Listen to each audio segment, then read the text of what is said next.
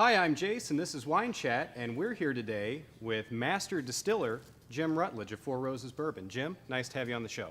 Very nice to be with you, Jace. All right, now you have been making bourbon, well, you've been working for Four Roses since '95, but you've been involved in the bourbon business before that? Actually, Four Roses was part of Seagram, Okay. and Seagram purchased a distillery in 1943 just to get the Four Roses name, because back in those years, Four Roses was the #1 selling bourbon. It's the most renowned name in all distilled spirits, and that's why Seagram, the giant in the industry, purchased a distillery to get the name. I've been in the business actually now since 1966, so this November will be 43 years. I was always with Seagram when Four Roses was part of Seagram. So I've been with Four Roses directly or indirectly for nearly 43 years now. Okay. And as Master Distiller since February 1st, 1995. All right, now that time you were with Seagram was mostly making whiskeys or specifically bourbon, or? No, I actually started when I graduated from the University of Louisville. I had degrees in marketing and chemistry. Fits perfect today, but today I can't remember why I went to school, so many years ago. So it doesn't do a lot of good right now. But with the chemistry and the aptitude, I was fortunate enough to get on with Seagram after job searching for a while after I graduated. And I started in November 1966. I started in their R&D department. First job I had was distilling gin botanicals, and that's the way we used to evaluate whether we were to accept or reject a load of botanicals based on how we distilled them, how they tasted, how the end distillate smelled and tasted. And we would base our analysis and acceptance or rejection of that particularly truckload or train load based on that distillation. That's how I got to start. I worked in all areas of production. I was first distillery ship supervisor in the late 1960s. I've also worked in bottling, finished goods warehouse, shipping, case goods. Now, let me ask you this. Four Roses Bourbon, it's been around for a while, but for several decades, even though it's made in Kentucky, made right here in the U.S., wasn't available in the U.S. market. Is that That's correct? right. Why, in the summary story, why is that? Well, it takes a while. That goes back to the Seagram business, and I'll make it as short as I can. Okay. We were one of 6 bourbons being produced legally, sold throughout Prohibition for medicinal purpose. When Prohibition was repealed on December 5th, 1933, Four Roses was quickly the most recognized name in all distilled spirits. We were the top-selling bourbon. Because of the recognition, Seagram purchased a distillery in 1943 to get the Four Roses name. They introduced a blended whiskey as well. It was not our product. It was not a Kentucky bourbon. It was made in Indiana and Maryland at that time. At the end of the 50s, the blended whiskey was selling more than 250,000 cases, doing very well. We were still the top-selling bourbon. Mr. Sam Brofman, who started Seagram, made a decision to remove the bourbon from the domestic market, and Seagram would focus on their blended whiskeys, their vast array of blended whiskeys. It doesn't make a lot of sense, and it's challenging to understand how somebody can take a #1 selling product off the market. But you look at today, and you look around at the liquor stores, and when you look at premium brands, you'll see single barrels, small batches, and bourbons are the premium brands of today. Generally, as a category, blended whiskeys you'll find bottom shelf. Now, back in the 30s, the 40s, the 50s, and into the 60s, the reverse was true. Okay. Bourbon as a category was bottom shelf. Seagram wanted to focus domestically on their premium blended whiskey brands, and that's why that move was made. So now that bourbon is back in vogue, that small batch bourbon is back in vogue, we see it again just recently on the U.S. market. Is that correct?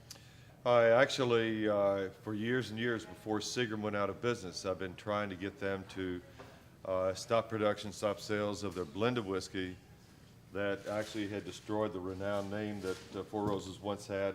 It wasn't really going to happen, and unfortunately, it took Seagram going out of the distilled spirits business, and that happened at the end of December 2001. And the first thing we did was stop production sales. We actually later in 2002 went out around the U.S., recalled every bottle of blended whiskey we could have, making plans to bring our bourbon back. Let me ask you this. You make a lot of products. Do you have a favorite among them? I like to ask people that because I never, it's, oh, they're all my children. But come on, what do you drink? What are you drinking tonight? Diet Coke, I think. And I like bourbon, don't get me wrong. But, Next time you drink bourbon, what are you drinking? I think you and I will probably end with a toast, and we'll probably end with a single barrel right here. All Now, right. That's, I can say I have a favorite, but for different occasions. Sure. If I'm out working an event, I often drink this one right here at 80 proof and drink it on the rocks. I never add anything. People often ask me, how do you mix a drink? And I'm asked that all the time. I said, well, it does improve the taste of ice when you mix that with it. And that's about as far as I go. So it's either neat or with ice. But when I'm sitting at home and want just something, and I'll go back and forth, even all three of them. But I'll sip just neat generally then and enjoy it. What should people know about bourbon that they really don't? Probably, even within Kentucky, even within the distilleries in Kentucky, I think one of the biggest misconceptions is that bourbon has to be made in Kentucky. Bourbon was first named after Bourbon County, Kentucky, and that was back even when that area of Kentucky, a shape of a state, something like this, it took up about a fourth of the state. Since bourbon was named and became a Kentucky product, Bourbon County was subsequently divided into 26 other counties. So it was a big part. Bourbon County today is not where bourbon was first being produced, but most people think bourbon has to be made in Kentucky. Right. And it was in 1964, it was a congressman from representing the Louisville, Kentucky area introduced a bill to Congress to declare bourbon a product distinctive to the United States of America. And it's America's only native product, but bourbon can be made anywhere in the United States. To be bourbon, it has to be made in the United States, but more than 95% is made in Kentucky. That's just one misconception. Now, but you spend your day in Kentucky, I assume. Sometimes. Some days. I understand it's a fairly close-knit group down there, would you say? Of the distillers? Yeah. We're all good friends. You would never see, I don't think, definitely not myself or probably any distiller go up and promote, in this case, Four Roses, and try to build this up by ever knocking anybody That's else. just We a don't do no-no. that, absolutely. And it's out of bounds to do something like that. In fact, if somebody comes up and the uniqueness about Four Roses is the mellowness and smoothness. And this doesn't make us better, it makes it unique. But if somebody wants a traditional kick and bite, and we all do what we do by design. If you want something with more body and a little bit of kick, and then I could suggest them what other bourbon to go to, and vice versa. We'll send them in tastings to each other. And Any friendly rivalry at all? oh, we have a lot of friendly rivalries, but we get together often for dinners. We go out to lunches.